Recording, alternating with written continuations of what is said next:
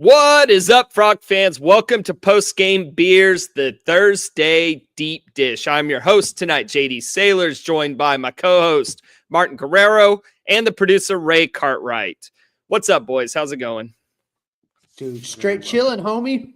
Yeah, I see that. Soups Cash over there. Soups Cash. You know how we do. Martin's rubbing his hands together because, well, you know what? Let me save that for when we get into our content. But first, let me shout out our sponsors. Long Drink. Go to Specs, pick up some Long Drink.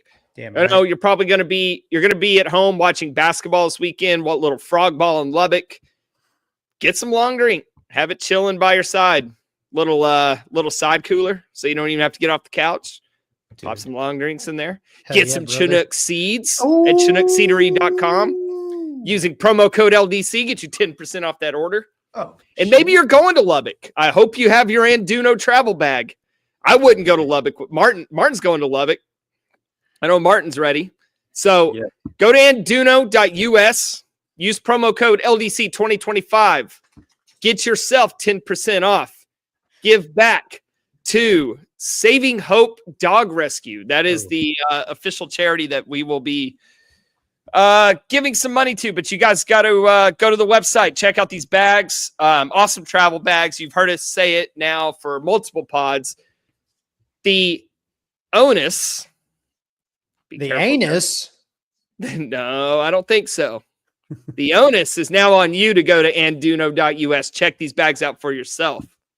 All right, boys, we got a loaded show. I want to get to the content, but first I got to start off with the most basic bitch question you could ask this time of year. How's your bracket doing? It's perfect. Dude, honestly, I forgot to fill one out this year. Yeah, that's all right. I almost didn't do it. I caught the bug at about 9 a.m. this morning. Dude. I have watched so little. This is the least amount of NBA and college basketball I've watched in my entire life. Dude, it's insane. And you can thank Nico Harrison for that. I literally have no idea who's won or lost today. I haven't watched a single game. I know McNeese was winning at one point, and Georgia was getting beat because they were making natty jokes. But other than that, dude, I have no idea. McNeese held on to win, 12 seed. I picked him. Dude, is Will Wade, was that where he was coaching? Dude, I don't know. You're getting out of my depth now. I based my bracket off of stuff I've seen on Twitter. I haven't watched any games, and I haven't watched any games in the tournament. And my bracket dude, are you falling for? Okay, this is the trapezoid of excellence. This is only these teams right here in this trapezoid can win the national title. No, it's people bitching on my For You about certain teams, and I'm like, okay, they're not going to win. And then, dude, I am absolutely floored that you filled a bracket out. If you would have made me guess which one of the two of you did not fill out a bracket, Martin would have been my guess. I would have guessed him multiple times. You could have said Martin wrong. Okay, Martin? Yeah. No, that's not correct. It's got to be Martin, right? Yeah. It's pretty, I don't know. It's a very low effort thing to do. Is filling out a bracket. Like you literally just pick and there's no risk unless you're putting money into something. But wait a minute. You said when you said you're perfect, you're being for real? Yeah. Okay. So I got them all except fucking Louisville. It's such a kick to the nuts to lose the first game of the day. Dude, you knew they were gonna lose. So Louisville lost. Nobody knew anything. Yeah. As soon as they were bitching that, we were so disrespected as an 8th seed. Yeah, it's easy to say that now, but I don't remember you on here Monday saying, I know Louisville's going to lose. Yeah, you didn't even fill out a bracket. You didn't fill? Yeah. So I'm just going to mute you for this segment. I still have time to fill out my women's bracket. Anyways, so if who's A&M playing right now? Like an Ivy League school? Yale. Okay, so if Yale wins, I might win this bracket thing. Are you in with a bunch of Aggies or something? No. Oh. Martin's a huge part of Aggie Twitter. He's just got a burner for Aggie Twitter. Oh, yeah. Well, so we scheduled this pod, and I got to say, first of all, I love doing this pod. No disrespect to the Monday recaps, but I look forward to this one just a little bit more, just a little bit. But then it occurred to me today that, wow, I'm going to be like quad boxing on my YouTube TV when it's time to pod. So I texted Martin today and I said, you got anything for the show tonight? And, kind of fishing to see if it's anything we can just put off to next week. And he came back with a laundry list that he has. I'm like, bullet Martin points. Prepared. Yes. Yes. So without wasting any more time, Martin, turn it over to you and I'll let you drive. And where do you want to go on your list of stuff? All right. So let's start with owning Dirty Elbows University. Oh, yeah. Let's do it. Like it and don't like gingers. All right. Frogs get a big win at Horner Ballpark in the midweek, extending their road winning streak to 9, tied for the second longest road winning streak in the country. Also extending their winning streak against DBU to 5 games. Crazy that it's all by 3 runs, like you said last week. The offense, they were kind of held in check by their starter for the first 4 innings, but they really woke up in the second half of the game, especially in the 5th and the 9th innings. I think exclusively in the 5th and 9th innings. Yeah, although I will say, when I was charting the game, dude, I was on a 5th inning high, kind of going into the 6th and 7th, but we threatened in those innings. We just didn't get the big hit. Right. We still put ourselves an opportunity to score in those innings before finally breaking through in the 9th. So they didn't go completely silent after the 5th inning. Yeah. And I mean, it's really good that they got so many big hits in that 5th inning. You can kind of get away with not coming up, in the. I think Isaac Cadena had an 0-2 count. Yep. When he got his RBI base hit. Yep. So Stroh hit his first home run of the year in the 5th inning. He did. And then Cadena had a clutch. Damn. That was one of the clutchest hits I think he's had at TCU. 2 RBI single. Yes, but that home run against San Diego in opening night was pretty awesome. Because that was our first run of the season. And it kind of woke us up after we'd been absolutely shut out up until that point.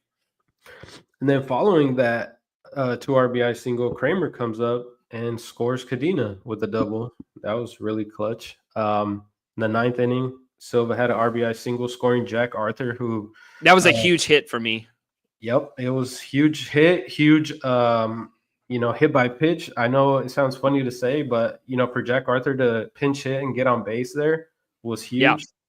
And then he advanced to second on a wild pitch, another wild pitch that game. It was scored a wild pitch. Yeah. It was tough to distinguish between all the wild pitches and pass balls, but that one specifically was a wild pitch.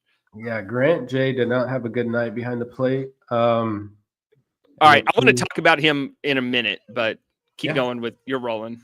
So scored from second, and then after Silva, Brody Green came up and hit.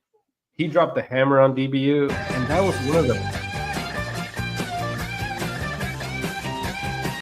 I didn't have it queued up for Stroh, but I made sure to get it for Brody Green. That was one of the prettiest swings I've seen from a right-handed hitter. Like usually it's left-handed hitters that have that pretty swing that like off the bat, it's gone. Brody Green did that on Tuesday. I watched that replay a few times, and a couple things I noticed were what you just said, yes. And also, it wasn't like on a fastball. It came on a breaking ball. He didn't foul it off. He didn't chop it in the dirt. He didn't just, take a modified approach and just take a single, which would have been fine if he'd have done that. No, he said, all right, I'm going to sit back on this and put a perfect swing on it. And I would love to see more out of that, out of some guys in the lineup. So that was refreshing. Yeah, he looked like he was ready for that pitch, and he executed. Yes, exactly right. Perfect. Speaking of Brody, it's nice to see him get a shot. He has been extremely productive, going 5 for 9 with 2 doubles and a home run and 6 RBIs, in the last, 5 days. It's good to see, a senior like that making a contribution. So on that note, I talked about on the Monday recap, Brody Green needs to start tomorrow. And by tomorrow, I meant against DBU. Lineup comes out. He's not in. I said, well, that's kind of a bummer. But once he was inserted into the game, he had a whole game's worth of production and then some, just in 2 at-bats. Yeah, and I think he did that against Arizona State as well. Both games. I don't know if he started or not, but he was very productive in both. No, I don't think he's had a start yet, but I'd be shocked if when we go to Lubbock, he's not in that starting lineup. Yep. As far as the pitchers, so Klecker made his first start of the season since coming back from the oblique injury. He threw a very gritty 2 2/3 innings, gave up 2 hits, 1 run, 4 walks, and 2 strikeouts. Katie Udy also had 2 1/3 innings. He gave up 4 hits, 1 run, striking out 3, and he walked 1. He looked pretty filthy early with the slider. Starting to look more like the Katie Udy we saw in San Diego. Mason Brassfield, it was good to see him. After his rough start against Arizona State, he went 1 2/3. He gave up 2 hits, no runs. He walked 1, and he struck out 3. And then before you go on, wasn't that classic Kirk with Brassfield? You're a starter over the weekend. You get shelled. Let's put you out there on Tuesday. Yeah, he said after the game, he has to pitch. Like, we need him to pitch. So. Yeah, that's where I was going to say is he was also the guy at that point in the game that gives you the best chance to win. Yeah.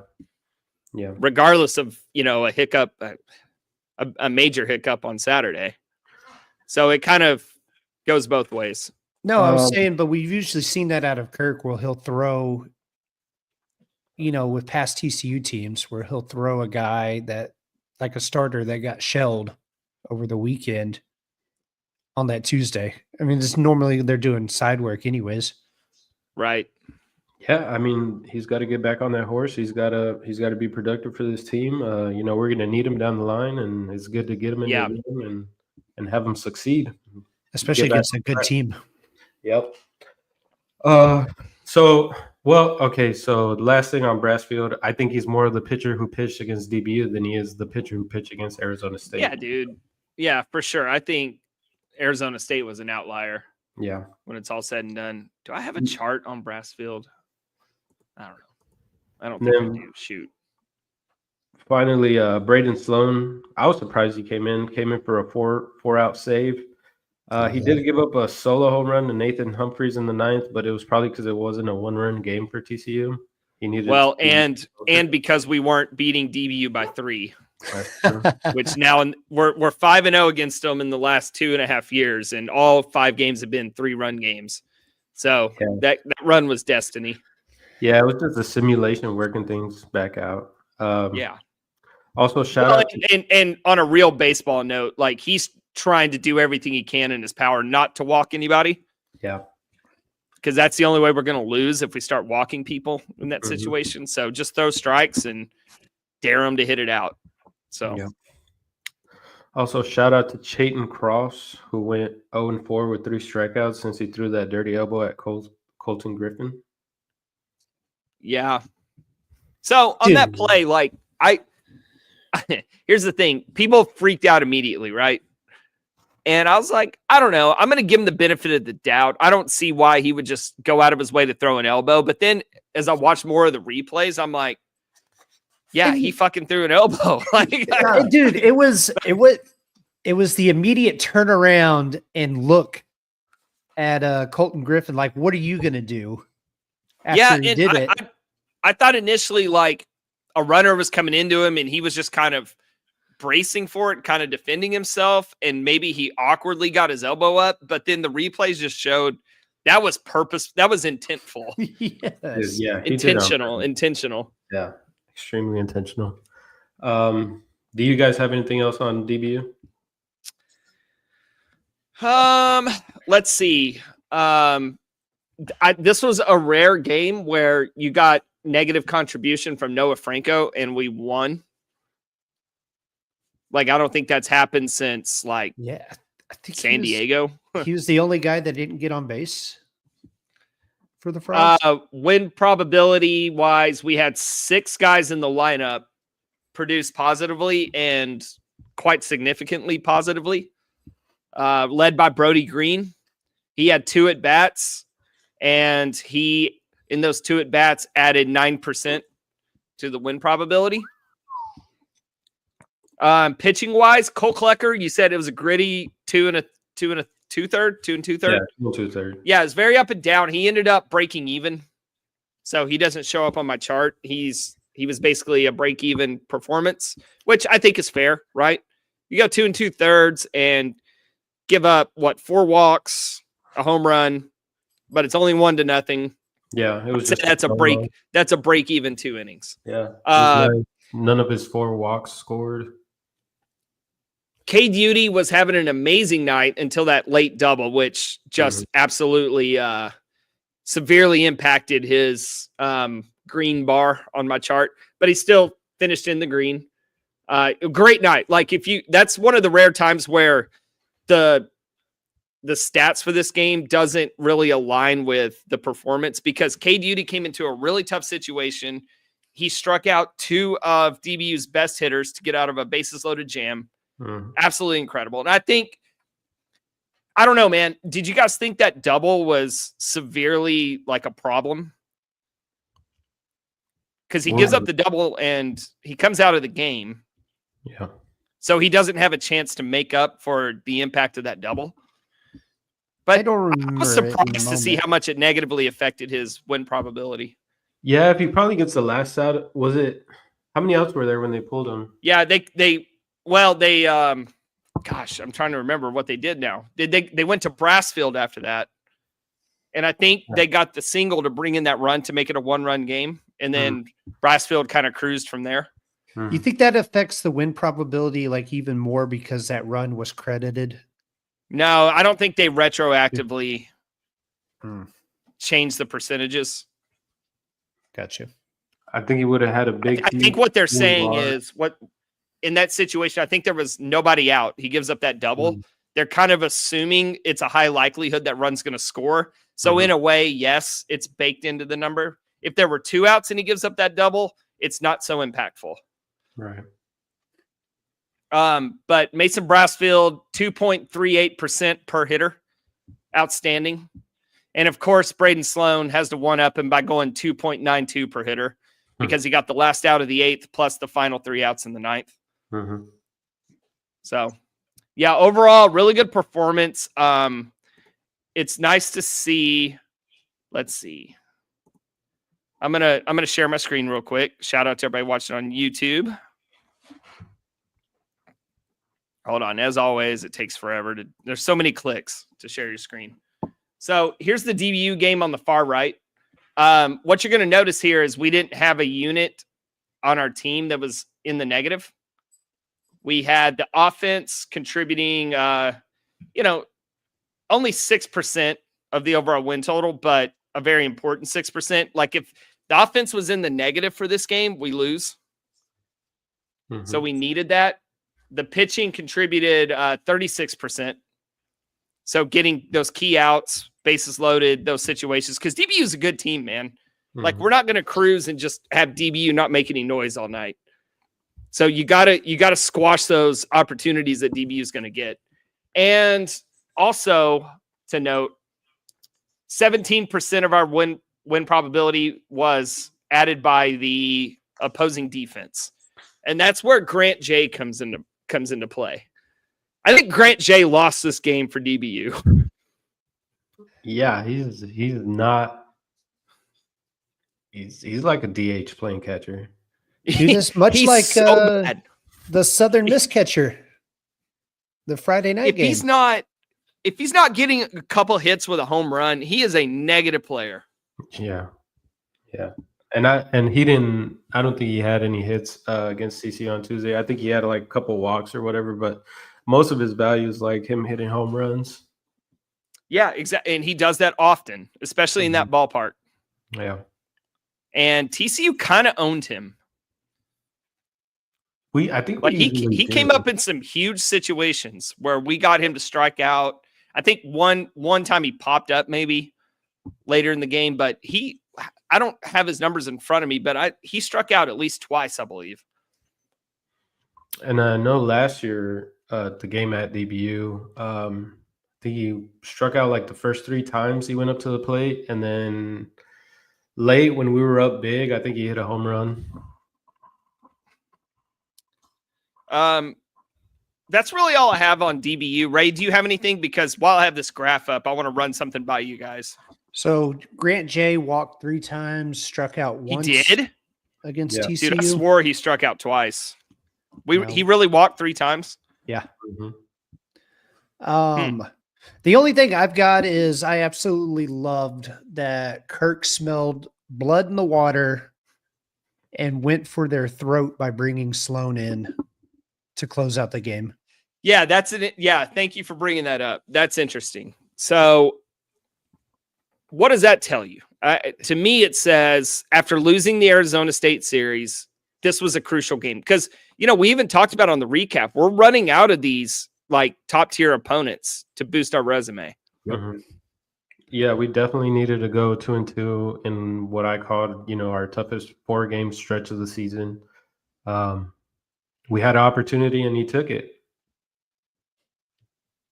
So if we hold on Sunday, does Braden Sloan pitch this game? Probably maybe. not, because I think he would pitch Feaser, especially if he hadn't given up that grand slam on Sunday to Arizona State. Now, I have my own opinion on this question, but I'll ask you guys to see if I get a different answer. Do you expect this to impact Sloan's performance tomorrow? No. Okay, so we're all in agreement there. Wouldn't this normally, aren't Tuesdays normally guys get work in on the side anyways that are weekend guys? Yeah, but it's not nearly as intense as it's not game action. Definitely not high stress late inning. No, you're right though. Yes, pitchers don't just, sit around every day they're not pitching. So they're getting work in for sure. All right.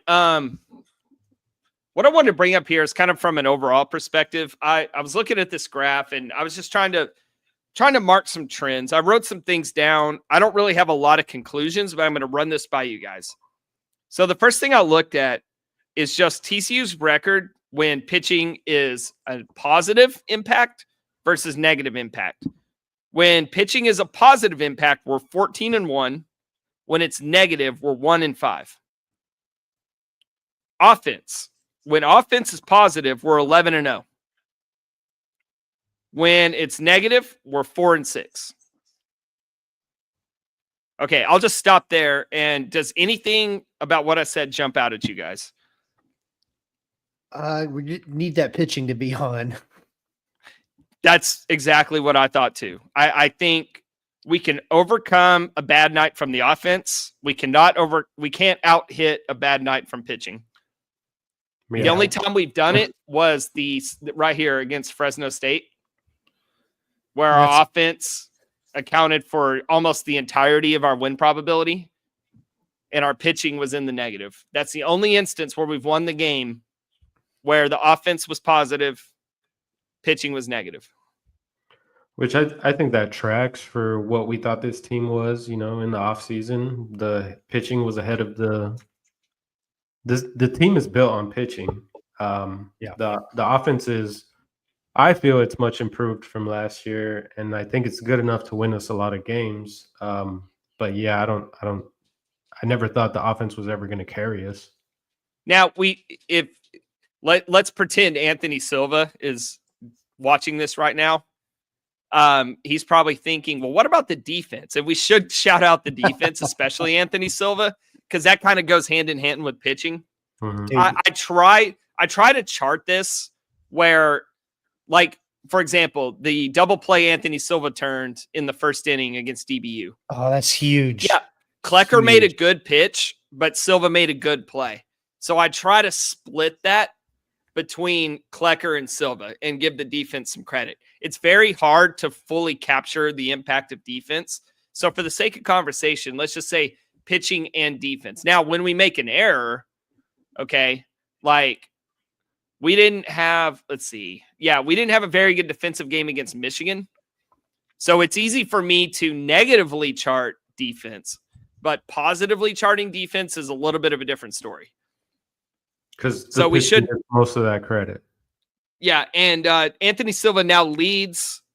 I think he's number 2 in the country in defensive run saves and number 1 amongst shortstops. He's had an incredible defensive season. And dude, going to the DBU game, so after a rough defensive weekend from TCU, no errors. Yeah, no errors, and they didn't really have to do anything spectacular that's coming to mind. I know Silva, that double play was huge. That was not a routine double play that he made. The double play in the second inning was huge too. Yes, but a little more luck-based where it was a line drive and you had a runner. Well, it was actually kind of a blooper line drive, so to speak, kind of off. It was a check swing, right? And the runner wasn't sure. He's like, I'm dead meat either way. Dude, yeah, do you think if it's short hops, I'm out at second. If he catches it, I'm out at first. If he stays at first, do you think they try to let it short hop? Or yeah, college? I think that's exactly what he was doing. Because I don't think they let you get away with intentionally dropping it, but you can kind of not catch it and secure the short hop for an easy double play. You can intentionally. Didn't Kadena do that? Or maybe that was a lot. Kind of more Silva's of a line tried drive. it a few times. Silva's tried it a few times, and the umpires called it a catch. Okay. Anyway, so one more note on this graph. This one's a little less, I guess, descriptive, but I have when pitching is a positive and offense is a negative, TC is 4-1. When offense is a positive and pitching is a negative, we're 1-0.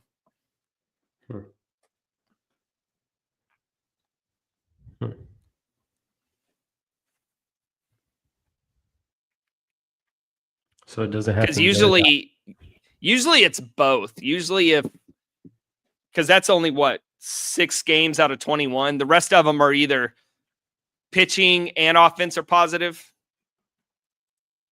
or pitching and offense are negative, right? I think so. Like the Arkansas game is an example of offense being negative and pitching being positive. We lost. Tarleton, Southern Miss. There's not many examples on here. Texas State is one.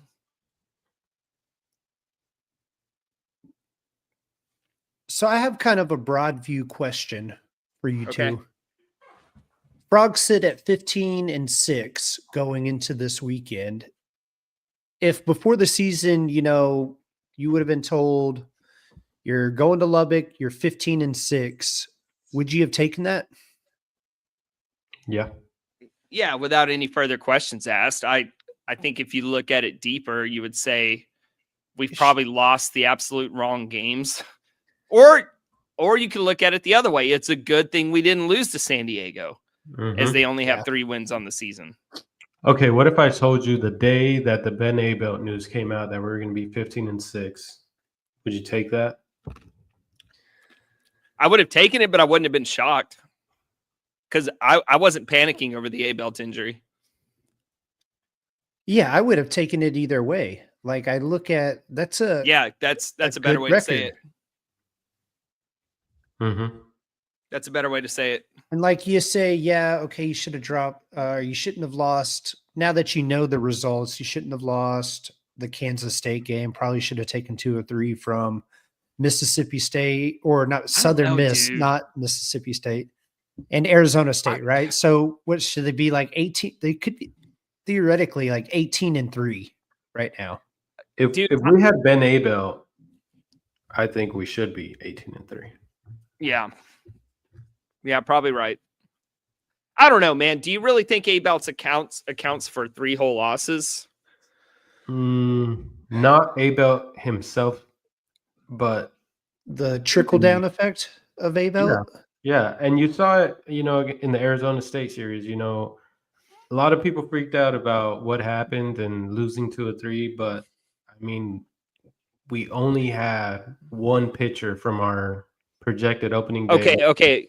But when you talk about Arizona State, you have to say you're not going to have A Belt or Parker. Right. I'd say, okay, fuck yeah, we're going to lose 2 out of 3. Right. Yeah. Oh yeah, for sure. When you put it like that. I mean, Is this a good happened. time? That's what it was. Is it? Huh? That's what happened. That's what it was. We didn't have Abel or Cademan, and Arizona State's a really good team. They're extremely veteran team, extremely talented. Especially, they're an elite offense, and they're also great at base running. They're also they had 2 really good arms Friday and Saturday, and they're also one of the best fielding teams in the country. They have one of the best fielding percentages in the country. So Sunday is the game I think out of all the losses, that's the one that really hurts me the most. Yeah.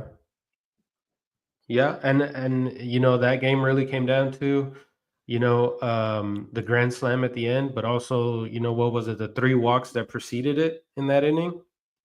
Yeah. And that's what we talked about before the series was you really want to avoid letting guys on base for these Arizona State hitters because they're really good. I honestly think the game was lost as soon as Lewis exited the game, quite frankly. I mean, I think because we had a chance, but I don't think we get that bottom of the 9th without the grand slam in the top of the 9th. I think it adjusted their pitching strategy as far as personnel and because you saw Braden Sloan give up a solo home run to start the 9th. If it's a 1-run game, I doubt he's throwing that pitch where he threw it. Right. Maybe. I mean, I think in that inning they did throw some of their better arms from their bullpen. Okay, fair. But so did we against DBU, right? But they're just trying to get strikes over the plate. And then when it became a 1-run game, suddenly they locked down and they got 2 outs. Quickly. Very quickly. Anyway, so let's move on. Speaking of rotation, so came out today, we're not going to have Cademan again.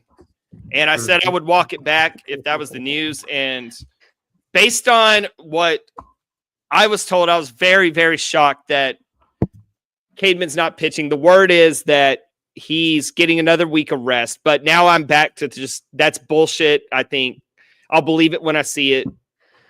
Pitching injuries. I'm back on the pitching injuries only go one way train.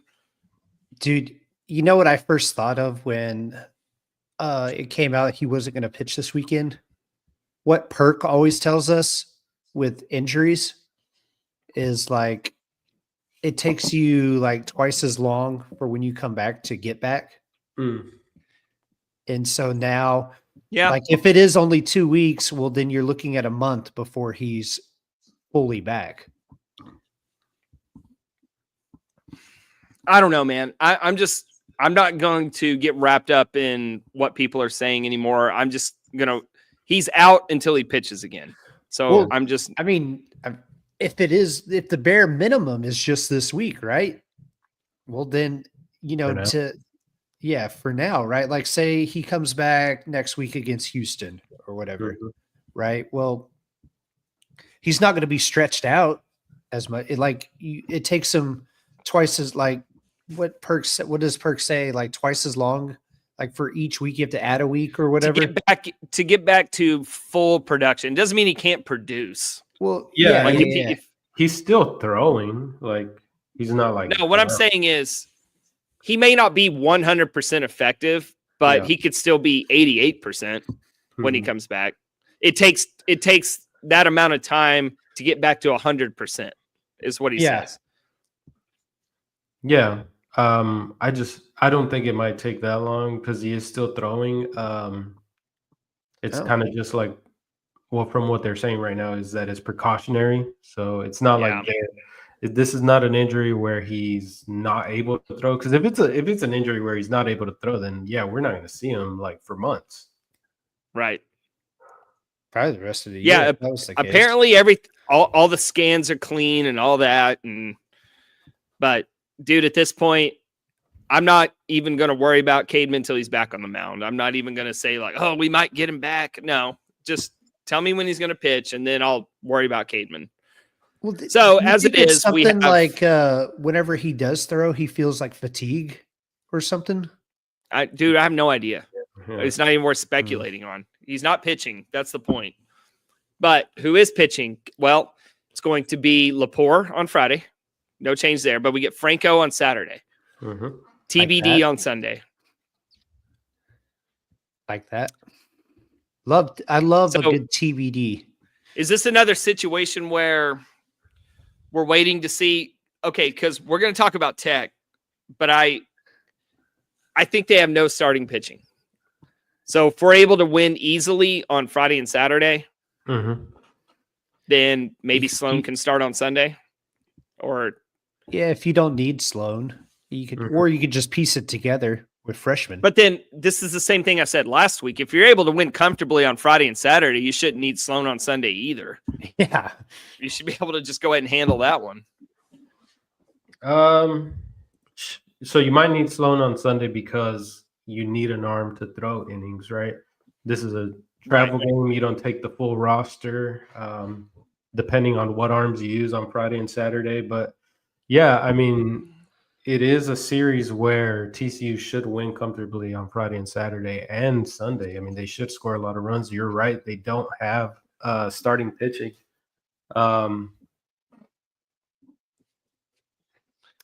Maybe it's just the pessimistic person in me, like going to Tech. I know in my heart of hearts, Tech is not a good baseball team.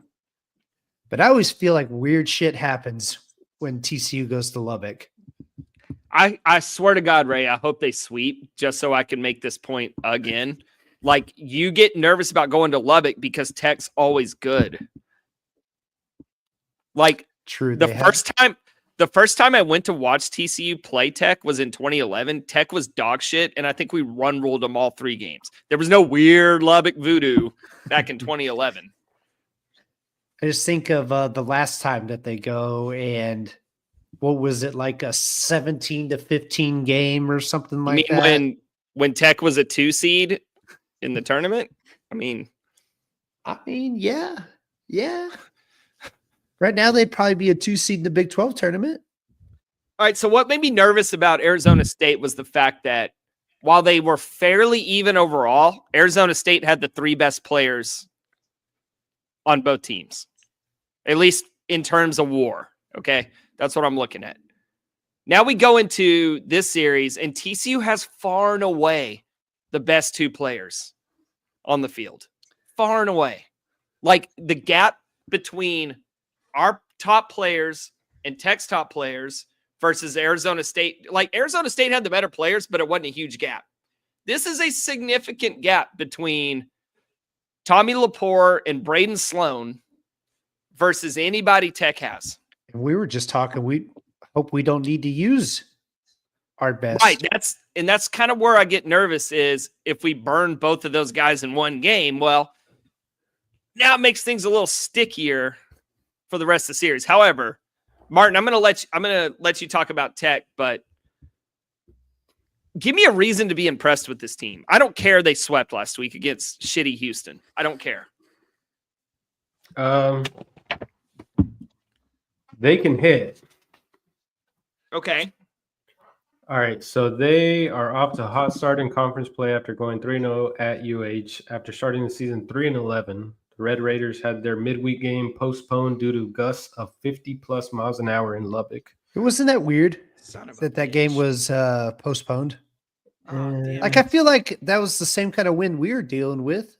Nah, 50 to 55 is, I think, different than what we. Hey, but it was like 45. Stop the pod. Uh-oh. I had the fucking picture filter on when I was just giving that entire rant. I turned the pit. Okay. What I just said almost remains the same, but Robin Right. Villanueva, the first baseman, It's Villeneuve. He's French Canadian. Oh, no, I that's think the I'm worst right. kind of I think Canadian. I'm- I watched right. too much of the Tech at UH series, and it's Villeneuve. Okay. He's very good, but after him, TCU laps the field in terms of WAR. So let me just make a correction there. Sorry, I had the freaking pitcher filter on. As far as pitching and defense, pretty much spot on. They don't really have anybody that can come close to us as far as pitching. But Villeneuve, he's definitely like the guy for Texas Tech. He has Texas Tech fans saying Gavin Cash who? The Quebecer transfer from Tennessee is hitting 417 with a 539 on base and a 750 slugging. He's got 8 doubles and 4 home runs. Plays first base. He's pretty good. I think he's like a senior. Played with Tennessee last year, won a national championship. And then I think he also played with Jack Arthur at Weatherford Junior College the year that they went to Grand Junction, the JUCO World Series. TJ Pompey is their second best hitter. Most TCU fans probably know of him from last year, but the sophomore has broken out in a huge way this year. He's hitting 393 with a 418 on base and a 705 slugging. He's got 4 doubles and 5 home runs. Damian Bravo, he's now in right field, junior from Haltom City. He was the Big 12 batting champ last year. He's not on the same pace as last year. However, he's still hitting a salty 324 with 388 on base and 500 slugging. Can I pause you real quick? Yeah. I'm going to put these guys into some context. So TJ Pompey is approximately the equivalent of Isaac Cadena. And Damian Bravo is the equivalent of Sawyer Straw-Snyder. So if you like Cadena and Straw-Snyder, just those guys are basically doing the same thing for them as Cadena and Straw-Snyder are for us. So, yeah, I think Pompey. I haven't watched many games, but the few games that I did watch Tech play, he was not very good on defense. He's mostly been playing third base, but I think they shifted him over to shortstop. He might, if he was playing good defense, he'd probably be valued a lot higher. And then Damian Bravo, also similar situation. So there's a logjam in the infield. So they had to move him. He played third base, so they moved him to the outfield. From some stuff I've seen on Twitter, apparently he's not playing very good defense, but haven't really seen that. Then you got Logan Hughes, a left fielder, sophomore transfer from Stetson. He's hitting 279 with a 364 on base and a 603 slugging. He got 5 home runs and 22 RBI, which leads the team. Dylan Maxey, he's a junior catcher in his 3rd season with the Red Raiders. He's a bat first catcher, kind of like Grant J. He hit 330, or he's hitting 333 with a 386 on base and a 549 slugging. He's got a couple home runs.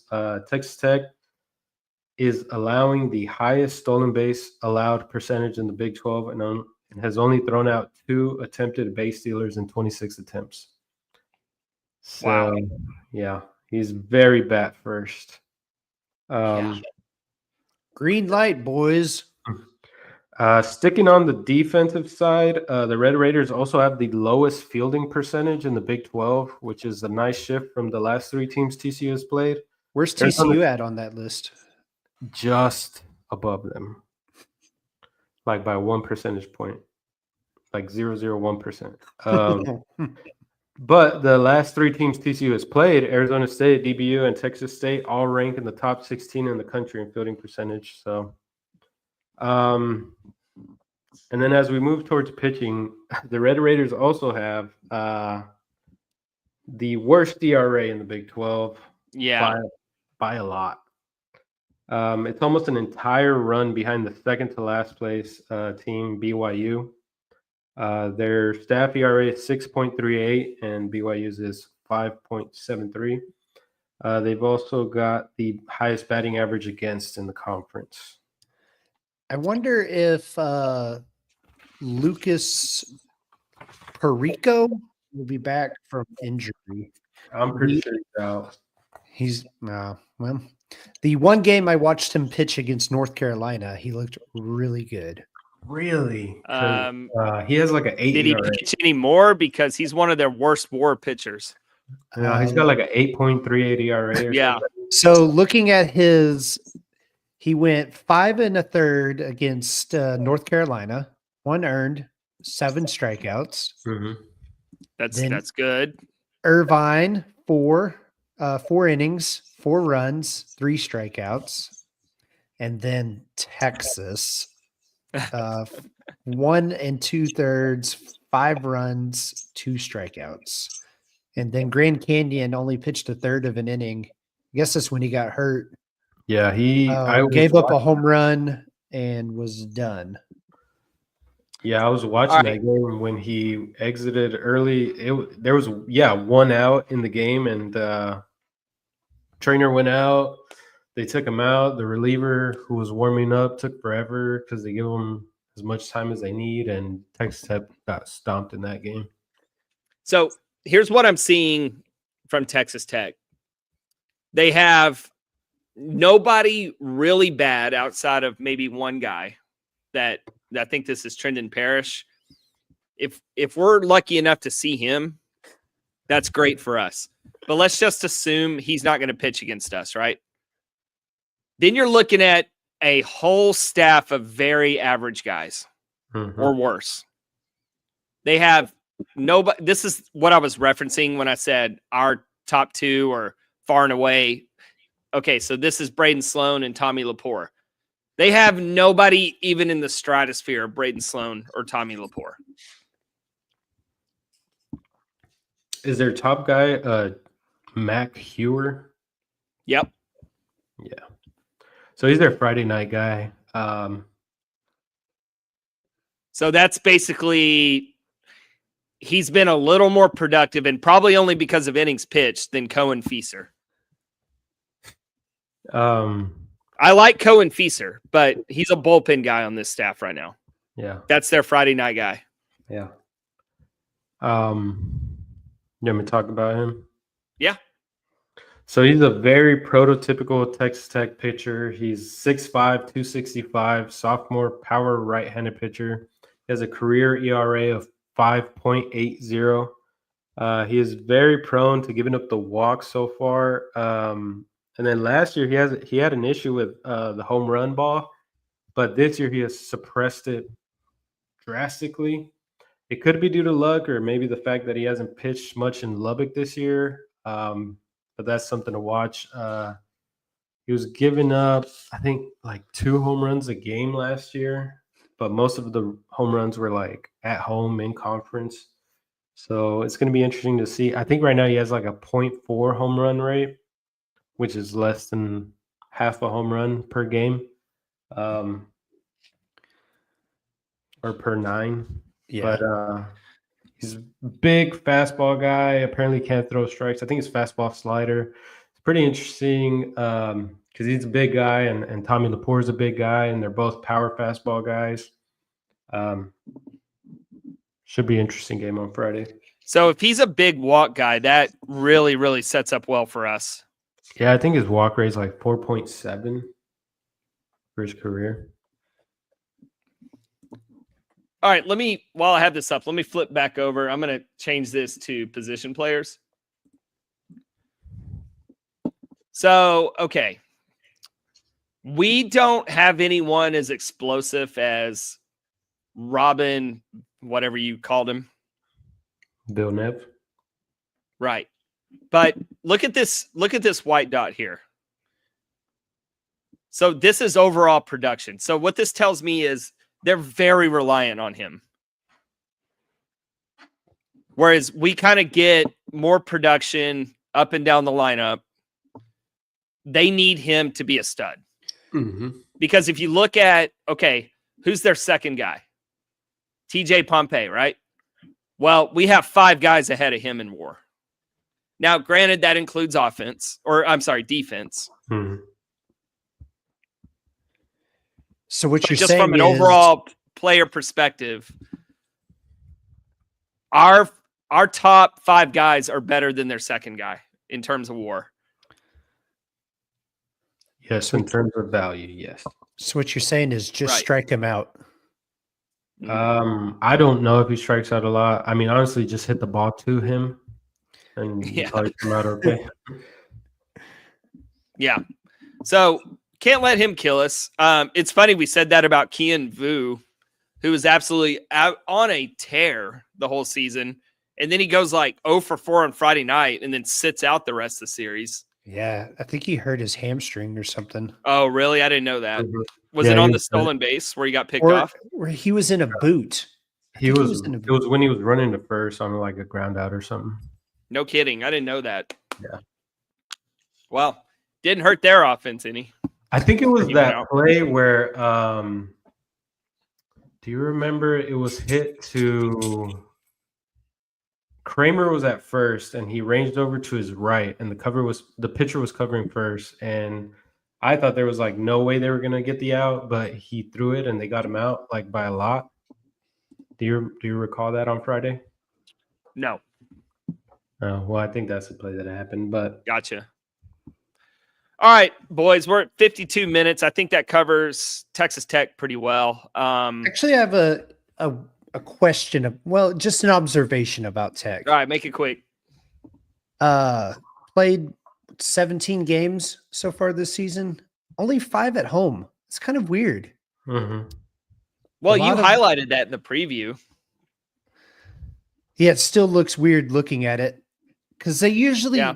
they play nobody you in non-conference at home a lot. And this year they've been on the road or at one neutral site series. Still just kind of weird. And Martin, you're that Charlie Villanueva guy. Robin Villeneuve? Yeah, him. 17 strikeouts and 60 at bats. Oh, I thought you were talking about Pompey. So 15 walks. about a, I don't know, 30% rate, strikeout rate. Only credited with 1 error on the season. Yeah, Pompey's, I think, the defensive liability. Final thoughts on the series. I believe TCU is the far superior team here. This was in Fort Worth. I might say a sweep is a lock. As long as TCU can avoid getting in the mud with Texas Tech and playing down to their level and slugging it out in some 15-14 game or something like that, I feel like a sweep is still on the table. I mean, I guess it's a game or a series where we don't need to rush Caterman back as opposed to last week against Arizona State. It would have been very nice to have Caterman Parker. Yeah. But well, my thing is still this team has enough depth. We just need guys to not have a collective meltdown. Yeah. Like we did against Arizona State. Like, execute your pitches. I really expect Luis Rodriguez to have a bounce back this week because, well, we need it. Yeah. Isn't this a series? You usually say that road series, just win one, but you really need to win. You need at least 2. You got to get 2 out of this. Really two at a minimum. Yeah, 2 at a minimum. A sweep would be nice, to make up some ground after last weekend. Yeah, sweep here puts you back to almost back to square, really. Mm-hmm. Squares you I think up. you lose this series, and I'm questioning how we're going to find enough wins to compete for the conference. Oh my goodness, dude! We lose this series, and Monday will not be a fun podcast. No, it won't. I will be hoping for the flu again. I'd rather have the flu than come in here and pod after losing a series to Tech, after losing a freaking series to Arizona State. Dude, sound the alarm. All right, real quick, guys. We got about 5-10 minutes left. Let's look around the Big 12, and I'll just throw these series out here. And if you have anything interesting to say or want to make a pick, We can do that. So Okay. BYU going to Cincinnati. What do you think about BYU? They took a game against UCF. A little surprising. Yeah, weird weather though. True. This cold. Road series. Yeah, UCF was way out of their element in that one, but I think UCF is a dark horse contender, and dropping one against BYU could really come back to bite them. But this is interesting because Cincinnati got off to a hot start. BYU, we don't think is very good, but they took one from UCF. Does BYU go on the road and get one against Cincinnati? I think they do. Yeah, so you think that's a 2-1 series? Arizona. Oh, okay. Here's a note. They play a doubleheader on Friday. Oh, dude, BYU's probably because of the no Sunday rule. Mm-hmm. Oh yeah. Yeah, I had to stop and think. Are they playing right now? I'm not paying attention. Oh, but no, they first pitch at 2:00 tomorrow, and they play a doubleheader. So yeah, BYU could sneak one. Yeah, especially that second game of the doubleheader. I think BYU gets one. Cincinnati wins 2-1. Houston at UCF. Can Houston get one in Orlando? No, they won't. Sweep. All right, this one's interesting. Arizona, 3-0 in the Big 12. On the road against West Virginia, who is still a TBD to me. Right, I know. West Virginia is 18-1, but talk to me when their strength of schedule gets in the top 200. They're not losing the games they should win, but they're only playing games they should win. And they won the Tucson regional last year, right? Oh, revenge. Okay. Yeah, I think this one's. So I'm in a Big 12 Pick'em contest where you pick all the Big 12 series. This one was the hardest for me. It's because I still don't know what West Virginia is. And for that matter, I'm not so sure about Arizona. They have 3 quad 1 games. They're 0-3. And then they beat everybody else up. They're actually 5-0 against Big 12 teams. Yeah. Who'd they play last week? Utah? They played Kansas Arizona State in the midweek, and they played Kansas in the midweek, and they won both. Wait, who'd they play last weekend? Y'all talked over each other. Cincinnati. Okay. Dude, okay. I think West Virginia takes 2 of 3. Man, okay, if West Virginia does that, they've earned their ranking and then some. Mm-hmm. But I still don't know, man. I don't have enough information on West Virginia right now. It's just gut feeling. I took Arizona, but I'm not that's my least confident pick.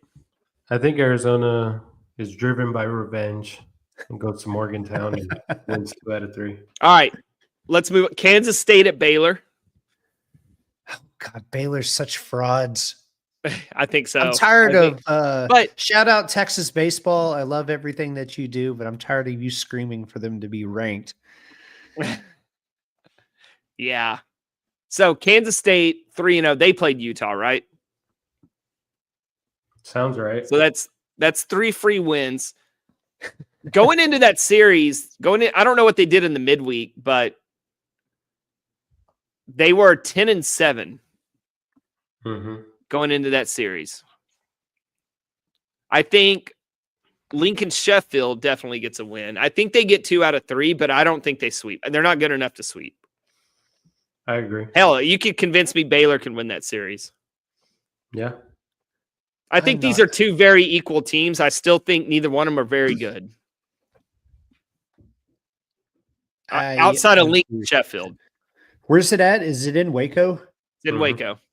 I'll say stupid Baylor. Baylor wins 2 of 3. Yeah, I picked I think Kansas they get State. Friday. Right. And they'll have the field goods going into the weekend. Oklahoma State at Utah. Does Utah sneak one at home? No. No, they're so bad, dude. Dude, Oklahoma State gets to hit at elevation. Oh, God. Well, they do at home. Yeah. But it's wind. All right, Kansas at Arizona State. Juicy, but give me Sparty. Sparty to no. I think Kansas will get Friday. against that Arizona State pitching. Well, they got to go against Kansas. I think Arizona State sweeps. Their best pitcher pitches on Saturday. Kansas? No, Arizona State. Yeah, No. but their Friday guy's no slouch. No, but I like Kansas's Friday night guy better than I like. I'm going to say Arizona State sweep. No, I don't think it's a sweep. I think Kansas probably does win on Friday. The Friday night guy for Arizona State, he still has issue with home runs, and I think Kansas hits a lot of home runs. That's a good point. I think they split Friday and Saturday, and let's see. Give me Arizona State on Sunday. Yeah, I think Arizona State hits too much to lose on a Sunday. Yeah. All right, I'm going to stick with the sweep, but you guys kind of made me think I'm going to be wrong. All right, real quick around the national scene, LSU at Texas. Fucking juicy as fuck. Fun. That is fun. So awesome. Who do you guys like in that? I think Texas takes 2 or 3. Just because they're at home, right? Yeah. I think LSU takes 2 or 3 because I think the crowd at Texas is a little sleepy compared to the rest of the SEC. They are a wine and cheese crowd. Yeah. But I still think Texas. Texas is a good team. That's a tough one, man. So is LSU. I know. They're both two really good teams, and I'll take the home team. I think the Friday night pitcher for Texas will pitch really well, and they'll still lose that game. And that'll probably crush them, and then they'll lose the series. All right. Well, we'll do a couple more here and then wrap up. So Tennessee, they got their first loss against East Tennessee on a Tuesday night. I don't think that's a huge deal. Shout out that Micah guy for College Baseball Nation or whatever that said in the morning that Tennessee gets their first loss today. Yeah, I know he was an old manager for No. That's not that. It's the first comment I saw was predict it every single time and you're going to be right eventually. Well, was he doing that? That's hilarious. I mean, apparently. I guess I don't know. I saw that one particular prediction. And it's like me bragging about picking McNeese. But I picked all 4 12 seeds to win. So I'm going to be right on one of them. That's funny. All right. Who's Tennessee got? Wait, who's Tennessee playing? Yeah, Tennessee's at Alabama. Oh, yeah. I got Alabama. Oh, I got really? Tennessee. Yeah. I got Tennessee, bro. I understand. I think Tennessee's too stacked. I think Alabama's still slightly unproven, although very good. Didn't I think Alabama Tennessee's have a pretty wonky midweek experience too? Yeah, I'm not even honestly. I don't even care what the SEC does in midweek. Yeah, because they hit like a walk off against Southern Alabama, right? Yeah. Paul Malinari was given an interview, and he was like, "This is from 11.7 Spod." He said, I'm the last one you'll ever say we're not going to look ahead, but you kind of got to look ahead. Like, we can't use any of our arms because we're going to need every one of them on midweeks or in the weekend series. Yeah, unless they're playing Mizzou or Texas A&M. Or Texas A&M. All right, how about Irvine at Santa Barbara? I think Santa Barbara, right? Yeah, I'll take the facilities. Yeah. Coastal at Troy. That's Troy? fun. Troy. That is good. Yeah. I'm trying not to just go down the SEC schedule. I'm trying to mix it up. Yeah, that's a fun one. Anything in the Big Ten, like Washington against a Division III? Check the Big Ten. Hold on. Dude, Martin, now that you say that, whenever I saw that they were playing PLU, I was like, what the fuck is that? Yeah, dude, thanks for reminding me. So I looked into this. All right, so it's I can't remember what they stand for. I don't have it pulled up in front of me. Pacific Lutheran. Pacific Lutheran. Okay. Oh, the most boring of religions. All right. So Washington loses. Lutheran. Washington went up 10 spots in RPI because that loss doesn't count against them. Yeah. So everybody, like 10 teams above Washington fell. Oh, And Washington basically had no game. we found a way to rose game the. So can TCU like schedule Texas Wesleyan? They're NAIA. I don't know if they Well, can. if you can play Division III, why not NAIA? I don't know, but I know. Okay, so I think NAIA is probably better because they have more scholarships. Yeah. I've noticed a lot of teams are playing Division II teams. I've seen it a lot in Warren Nolan, and it's just like a blank. There's no logo, no nothing. It just says non-NCAA or non-NCAA, yeah. Non-Division One. And that's what it. Yeah, non-Division One, right? So I wondered if that was like a way teams were bypassing the RPI thing. Although none of them had actually lost the game. But right, that's what I was gonna say. Well, that's the thing. Like, if you play a very bad midweek team or team in a midweek, right? Even if you win, your RPI is going to get hurt. Yeah, like San Diego.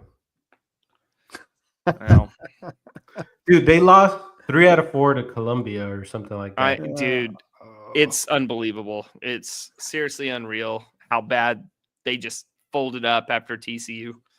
Dude, they quit the season. All right, I'm going to do one more and then let's get out of here. Wake at Clemson. Wake at Clemson. I got Clemson. Clemson's pretty I like good. Clemson. Yeah. I like Clemson. I think Wake's they're what 18 and 4. That's a very shaky 18 and 4. Is it? I don't know. I just remember they split up South Carolina. Well, they have some bad losses and haven't played a lot of good teams. So, who's Florida State got? I've been seeing their freshman first baseman all over my timeline the last couple of days. Did he cry after they lost to Mercer? Miami, Florida State, Miami, Florida. It's in Miami, but that doesn't matter. Miami sucks. Florida State might sweep. Yeah. Nothing else really going on in the ACC. Dude, I kind of like taking a look around the national and Big 12 scene. That's kind of fun. I know. I don't know how appealing it is to the people tuning in to hear TCU content, but yeah, you know, they can always. It's the end of the pod. They can turn it off early. Yeah. Who does UTRGB play before they play us? Yeah. Golly. What conference are they in? Remind me. Southland. Yeah, that's what I thought. Oh, UTA. Right. I used to be an employee of the Southland Conference way back when I was 18. A very much improved Houston Christian team. Oh, now is Lance Berkman still the coach there, or he get fired? Yeah, I doubt it. He got fired. Yeah. He apparently got fired like years ago. I didn't know. I didn't either. So, Houston Christians, man, they've already played. UTRGV's already played 3 conference series. And they swept them all. Yeah, they're 9-0. Houston Christians 5-1 in the conference. So this is a battle of first, second place. Yeah, dude. So they're gonna use all their arms this weekend, and we can take advantage. This conference sucks. This conference sucks so bad. What do you outside mean of UTRGV? Yeah, that they are carrying that conference. My God. So the conference was pretty bad last year, and Lamar had like 40-something wins. Oh, dude, yeah. They missed the tournament because they didn't win the Southland Conference. Yeah. Is there anything interesting in the Big Ten? God, this conference sucks. No, there's not one interesting series in the Big Ten. Not one. That should be the Big Ten conference motto for baseball. Not a single freaking series in the entire conference. Let's check in on the independents. What's Oregon State got Oregon going State on this weekend? It's probably like GCU. Is there a filter for independent? Probably not. Is there? Cal Poly. Good, decent Cal Poly team, but that's boring to me. Is it in San Luis Obispo or is it in? Yeah, it's on the road for Oregon State. It's interesting. Yeah, I might keep an eye on that. But anyway, that's about it, guys. You guys got anything else you want to air out before we get out of here? Go win 2 of 3 at least. Where I will be very, very, very sad come Monday. Yeah, I say sweep them and show them who's daddy. Oh yeah, dude. just yeah, go out there and de-pants old Tim Tadlock. Yeah, if we sweep, then I'm flushing the Arizona State series entirely. Like that just didn't happen in my mind. We've got a good spot in the schedule right now. We got, Texas Tech and Houston on the road, but those are pretty bad teams, and we need to win a lot of those games. Actually, you look ahead the next 3. Yeah. Tech, Houston, BYU. Yeah. Dude, if you can go 9-0 in that stretch, then you're a conference favorite. Yeah.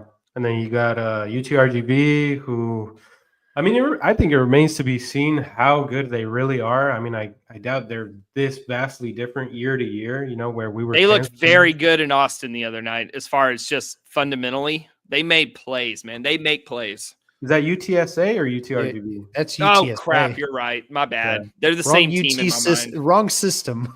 Well, I assume right? I assume anything I say about UTSA probably applies to Rio Grande Valley. So yeah, I should have looked into them, seen what they got. But I doubt they're that vastly different from year to year. But or that vastly better than DBU. Right. Well, they did beat the shit out of DBU somehow. The first they've also had some bad. Rio Grande Valley is not flawless, man. They're not undefeated. No. They have some weird losses, right? I know they lost up with another team. Southern Miss on the road. Hold on. In a midweek, and I think they lost 1 out of 3 to Southern Illinois, who somehow used to be like top 10 in RPI. They lost to North Dakota State. They lost to Southern Illinois, and they've lost to Southern Miss. Okay, so they got 2 stinkers. Where is Southern Illinois in RPI right now? 28. Yeah. That doesn't mean anything to me, dude.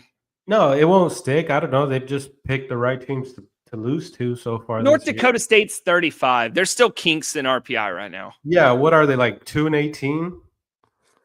4-15, and they're 35 in RPI. Get out of here. Jeez. It's so those teams like Southern Illinois and North Dakota State and UTRGV, they have just played the perfect non-conference RPI opponents, and they're all holding each other high. So if those teams start losing in conference games, then it's all going to come down. Yeah, I always say RPI doesn't mean anything till April. So we're about 2 weeks. We're about 8 games away from RPI, 7 games away from RPI kind of being a focus for me. Yeah, it's just nice to play somebody like UTRGV in a midweek series where you play them twice. You get a chance to win 2 games, and they're top 5 still. Yeah, I mean, they're not going to drop to 280. Right. And but they won't be I don't think they'll stay quad 1 wins by any means. No, probably not. But the way that they're crushing their conference opponents, they'll still be pretty high. True. Very true. All right, boys. Good work. Martin, you're going to Lubbock. When do you hit the road? Tomorrow, at 10. Okay. Wish I was going. Couldn't make it work. Just too much going on. But yeah, I would have gone. That Saturday game wasn't so a late afternoon game. If it was an early afternoon game, I would have gone. Toadcast tomorrow. Let's do it up. Yep. Toadcast tomorrow. Oh, I'll tell you off air what I have an idea. All right. Good. All right. Thanks to everybody watching live. Sorry I wasn't able to really monitor the chat. Just too much going on with graphs and hosting. And Ray didn't want to really help out in the chat. That's cool. Hey, Grant J couldn't beat TCU if his life depended on it. Coach Wade could coach Aggie baseball and Aggie basketball. Ray's trying to trying to cram his studying in right now. Trying to. Fun fact: Grant J. I don't think he has beat TCU in his life. No. Martin wants to be sponsored by Mr. Jim's Pizza. So let's make that happen. If Mr. Jim is listening, dude, we sponsorship opportunity for the Thursday deep dish. Which, speaking of, shout out to Long Drink, Chinook, and Anduno, please. They hook us up, so go hook them up. Give them your business if you're in the market for delicious beverages, delectable snacks, and perfect travel companions. All right. Hey, put some Long Drink in that Anduno. I've done it. Yeah. That was one of the first things I packed in my Anduno was some Long Drink. So, hell yeah. All right. That's the deep dish. Thanks for watching. Thanks for listening. Go Frogs. Go Frogs. Hey, Mr.